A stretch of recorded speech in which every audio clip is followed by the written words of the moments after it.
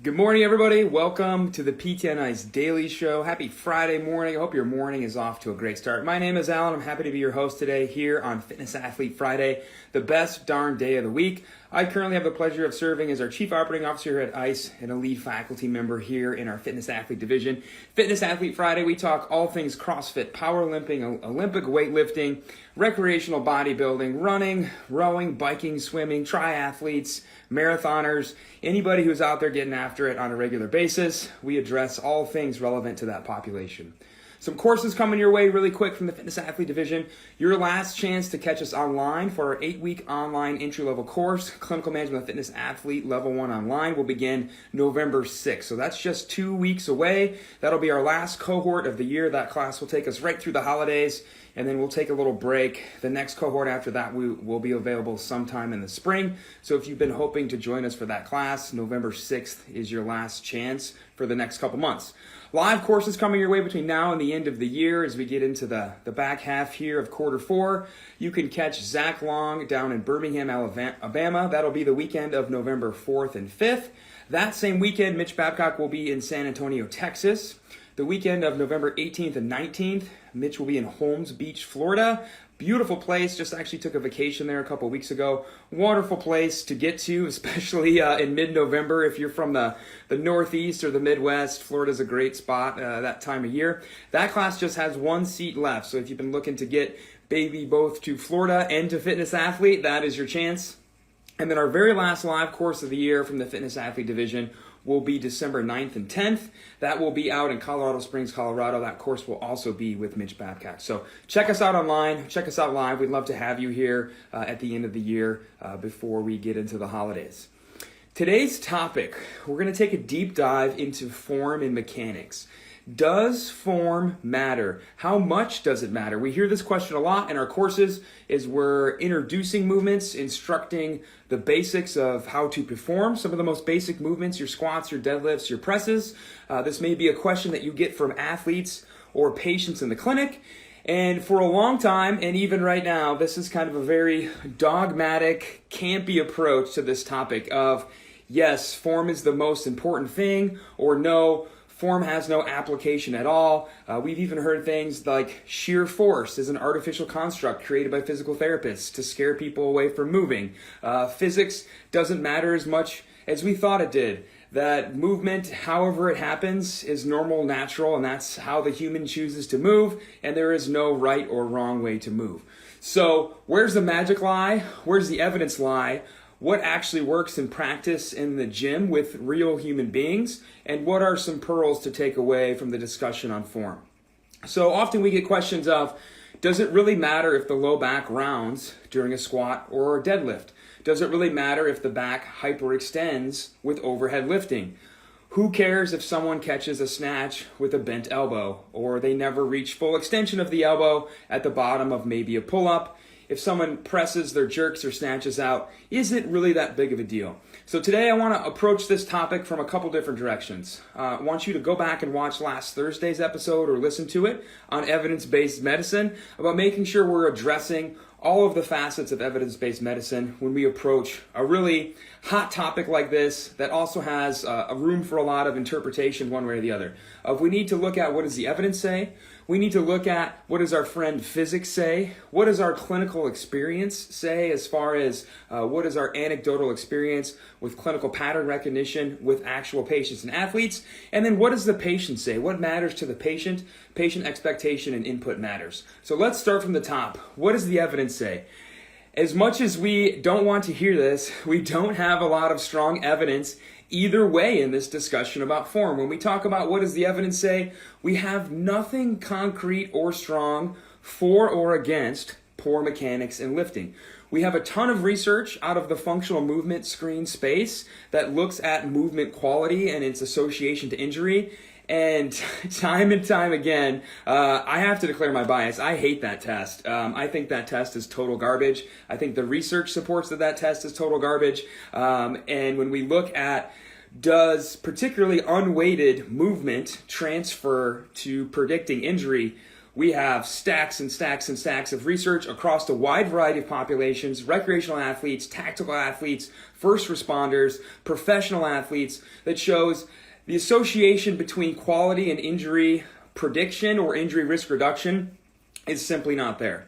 We do have some research that looks at the effects of lifting, and I'll put lifting in air quotes here for those of you listening on the podcast, that lifting with a rounded back does not seem to cause low back pain or make current low back pain worse, with the caveat of, if we look at that systematic review and meta-analysis from O'Sullivan and colleagues a couple years ago, that the papers they included did not have any patient lifting more than 25 reps across the span of a day at a weight heavier than 25 pounds. It's really hard to take research like that and extrapolate it to our population who might be deadlifting 2 or 3 times their body weight, cleaning or snatching their body weight, doing dozens or hundreds of things like pull-ups and handstand push-ups and double unders, really getting a lot of load through their body, running, CrossFit, lifting, whatever. That research really has no application. It's really hard to even call that lifting, right? Those are just kind of activities of daily living. We can't take research like that and extrapolate it to somebody deadlifting with a low back and say these are the same. They are just simply not. We also need to be mindful of the research that we do have. When you look at papers on deadlifts with low back pain, on the effects of lumbar reversal with lifting, what you'll find in those studies is that one of the variables that the research authors always control for is the lifting mechanics themselves. You'll often see, if you actually read the full paper, not to harp on that, but when you read the full paper, when you read the methodology, what you will find is that very often those folks are instructed how we would instruct a movement in the gym, which is to try to maintain a brace neutral spine, modifying the load or modifying the range of motion to maintain that, to therefore reduce that as a variable in the research study. That if we cannot control mechanics, that's one more variable that maybe takes a little bit away from our conclusion when we look at the data. Of trying to standardize the mechanics as much as possible is how we can narrow down the focus of that research study on whatever the intervention is and whatever the outcome, and feel really confident that the association there is direct and that other variables aren't at play. If we can't say deadlifts are safe, deadlifts increase low back strength, deadlifts improve low back pain, if we look at a study and there was no control on how the deadlift was performed or how the mechanics were performed through those deadlifts. One study does sumo deadlifts, another does conventional, one does trap bar, one allows back rounding, one does not. You'll see when you read those studies that controlling for those variables, controlling for those mechanics is one of the ways that variables are reduced. And so it's hard to look at those studies as well and extrapolate to altered mechanics, what we might call a movement fault, and translate that to the population that we're working with. It's hard to take research and say, you know what, I'm going to do everything this study did except change everything about it, right? That doesn't mean you're implementing that research in practice. You're taking the general idea and you're kind of going your own way with it. You no longer have that evidence base to stand on. From the research, we do know that symmetry can be objectively quantified, we can assess it, and we can intervene on it. Very often, physical therapists are very comfortable at calling out and identifying qualitative faults without really understanding what might be going on, how to assess it, how to measure it, how to track it, or how to change it. That if we look at some really nice research papers, a great one came out this year. I'm going to butcher this name, I'm so sorry. Ujakovic and Sarabon came out this year, looking specifically at asymmetries in change of direction in basketball athletes and finding that there are ways that we can objectively quantify things like asymmetries, strength, speed, motion, quality asymmetries, that we can also intervene on them. This study in particular sought to reduce the change of direction asymmetry by overloading the slower/weaker limb with 3 times as much training volume compared to the stronger or faster side. That looking at an 11% or so difference in change of direction speed, able to reduce that down to just 4% simply by overloading the volume on the weaker, slower, basically problem area. In this case, it was the lower extremity. A very simple study, just using some lower extremity strengthening, 3 times as much volume as the contralateral limb. We know we don't need a biodex or some other form of fancy isokinetic testing or force plates in our clinic to have ways to objectively identify and assess maybe quality that is associated with asymmetry that is maybe the cause of pain, aggravating current pain, re-aggravating past pain and or limiting performance. Great study by Helm and colleagues 2019 wanted to validate the 5 rep max rear foot elevated split squat. Maybe you have heard of this as the Bulgarian split squat, but essentially kicking up that back leg, doing a 5 rep max on each leg. In this study, they used a barbell. In the clinic, you can use dumbbells as well, trying to find a 5 rep max per side, and then quantifying and objectifying the asymmetry side to side. Finding it's a very reliable, very valid way as compared to things like biodex and force plates to develop an idea of asymmetry from side to side. I would argue a paper like that, we can extrapolate to the upper extremity. We can do something like a landmine press. We can do something with our lats or back with something like a bent over row, and really start to think if we're seeing movement faults that we think are the cause of symptoms or some sort of performance issue, to start getting more objective in how we assess, reassess, and intervene on these things. So that's what the evidence says. It doesn't say a lot. Besides that, we need to help people get stronger, and we need to quantify where their strength is at as they're starting their rehab program, and then reassess it as they're finishing in order to be sure that person actually got stronger and actually closed the gap on any sort of perceived or actual asymmetries that we found. What does physics say? This is something that we tend to ignore a lot, that we exist as human beings on a planet with things like gravity, and that we are subject to certain physical characteristics that we can't avoid.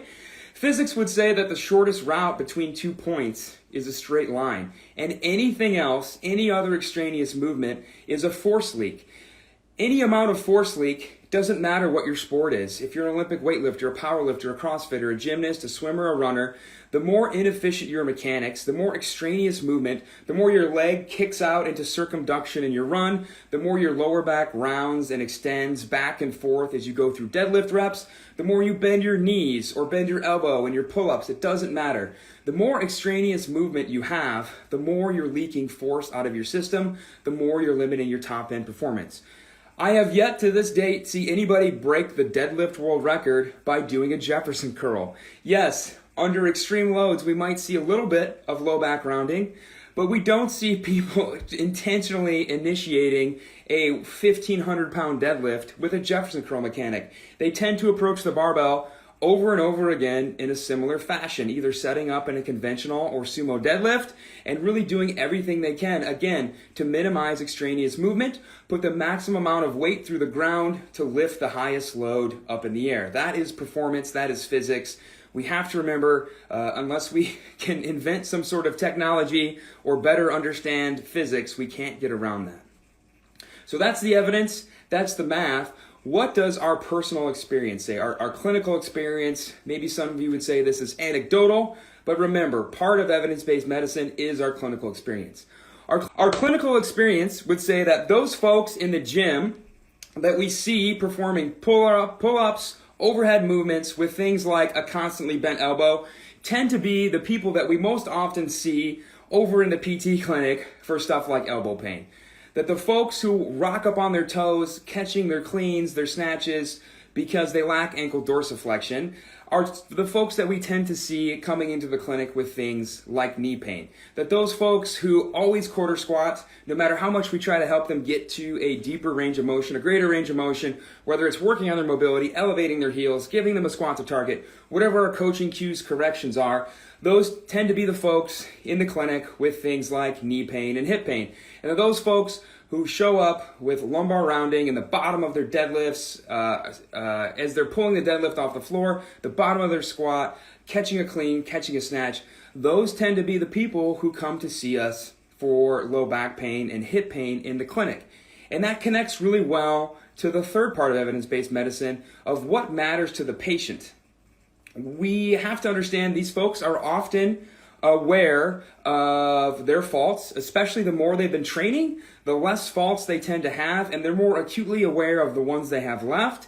And they also know the association between the faults they have and maybe aggravation of symptoms, re-aggravation of symptoms with maybe a previous injury. Understanding as well that we don't just always work with elite athletes, that our goal is to introduce movement to everybody who comes into our clinic. How hard is it to introduce movements, even basic movements like the squat or deadlift, to patients who maybe never done this in their life before?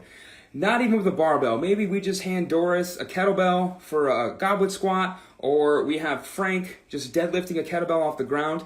How tough is it for that person who is a complete novice to this if our instruction is, hey, Frank, you know what? Mechanics don't matter. Points of performance are arbitrary constructs created by rehab providers and fitness professionals to scare people like you into purchasing more care than you need. How helpful is that to teach movement to somebody new? What are they going to say? Okay, so like, is there a way I should do this? Is there a best way? Well, Frank, it doesn't matter. All human movement is good and natural movement. Just do whatever feels good. That's not very helpful, right? And you would never do that in the clinic with a patient. You would never do that in the gym with an athlete. If you do actually do that, I challenge you to film that and send it to me, because my gut tells me that nobody actually does that, because you know how stupid you would sound and how likely it is for the patient to be successful if that's your approach to instructing movement. Likewise, if we do have that more experienced athlete, what good does it do to tell that person who has extreme low back pain when their spine rounds in the bottom of the squat? There may be somebody who's filming their lifts to try to figure out, why do my squats bother me? And our answer is, hey, there's no evidence to support that your spine flexing is the source of your pain. Same issue, right? Same outcome, entirely different patient population, but same outcome. Okay, that's not very helpful. I can see my tail tucking here, and I notice that when that happens, that's when I feel my extreme low back pain. That person has already associated that in their mind. What good does it do to tell them that there's no evidence to support that that's what's happening? They're experiencing it firsthand, right? So we need to be mindful of the way that we instruct this, both with new and experienced athletes, patients in the gym and the clinic, that mechanics do seem to matter. People seem to have a natural awareness that at least some sort of standardization of performing a movement seems natural, and that some sort of association exists between maybe symptoms and faults. We always acknowledge the resiliency of the human body, that yes, it can develop tolerance in different positions, such as lifting with a rounded back, but we can also still do stuff at the same time to limit pain with lifting. We can modify the range of motion, we can modify the load, the volume, whatever, to a more tolerable level. We need to get a lot more comfortable living in the gray area. Yes, we can recognize injuries multifactorial. Yes, the body's capacity can be temporarily reduced by things like sleep, stress, illness, nutrition, but we can also still manipulate movement to be more comfortable and enjoyable, and also help that person work on strengthening in a manner that we know is very evidence supported, that's going to reduce the likelihood of future injury. I have an athlete on my caseload right now, a very impressive athlete, been doing CrossFit a long time. Every time she's under an extreme amount of cardiovascular fatigue, or she's doing something like a 10 rep max with a back squat, or a 3 rep max clean or something like that, usually under a high amount of fatigue, she demonstrates some lumbar reversal. Associated with that lumbar reversal is always extreme low back pain. She is aware of that. She's somebody that films her lifts. She knows every time she rounds her low back in the bottom of her squat, that is what usually will kick up an episode of low back pain that could last short term, a couple of days, or could really set her back weeks or maybe months. So she's very aware of her spine rounding, the association of form with the development of symptoms, and aware of how bad those symptoms can get. So what are her solutions with that in regards to, does form matter or not? Well, the first thing we can always do is help reduce that pain acutely, right? If that person is in extraordinary pain in our clinic, regardless of what we're going to do with them in the gym, regardless of how we're going to address their form, we have ways to reduce their acute pain. We can modify those squats. We can do things like belt squats. We can do lightweight, high-tempo squats, tempo squats at maybe 30 or 40% of her max, where she's maybe taking 3, 5, 7 seconds to sit down to that squat to maintain or continue to build strength in a way that doesn't aggravate her symptoms. We can do alternate movements if a squat pattern is not tolerable at all, hip thrusts, deadlifts, etc., to train lower extremity general strengthening.